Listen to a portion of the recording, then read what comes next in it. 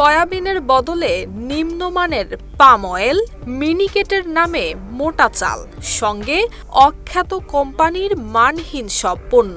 হতদরিদ্রদের জন্য বরাদ্দ সরকারি ত্রাণের ব্যাগ খুলতেই বেরিয়ে এলো চাঞ্চল্যকর এই অনিয়মের চিত্র।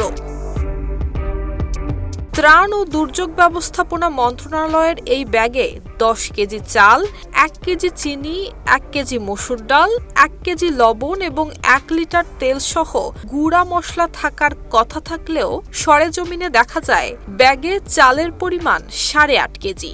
সেই সাথে নামমাত্র দামে কেনা অস্বাস্থ্যকর সব পণ্য।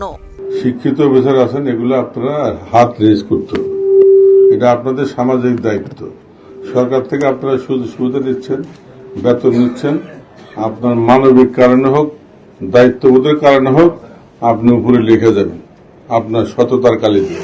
কাগজে কলমে প্রতিটি ব্যাগের মূল্য দেখানো হয়েছে 2000 টাকা, অথচ বাস্তবে বাজার দর অনুযায়ী এসব পণ্যের দাম সর্বোচ্চ 1000 থেকে 1200 টাকার বেশি নয়। 72 ঘন্টা ময়েশ্চার লক সমৃদ্ধ লিলি বডি ওয়াশ শিয়া বাটারের গুডনেস স্কিন রিপেয়ার করে রাখে সফট ও গ্লোয়িং। 6 মে দুপুরে কুমিল্লার লাকসাম উপজেলা অডিটোরিয়ামে মাসিক সমন্বয় সভায় নজিরবিহীন এই জালিয়াতি হাতে নাতে ধরেন কুমিল্লা 9 আসনের সংসদ সদস্য আবুল কালাম। উপজেলা প্রকল্প বাস্তবায়ন কর্মকর্তাকে সামনে রেখেই উন্মোচন করেন দুর্নীতির এমন ভয়াবহ চিত্র।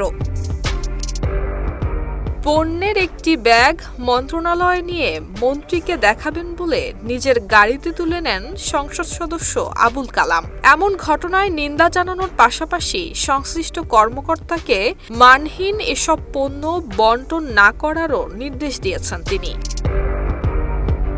নুসরাত জাহান মেহেক, ঢাকা পোস্ট।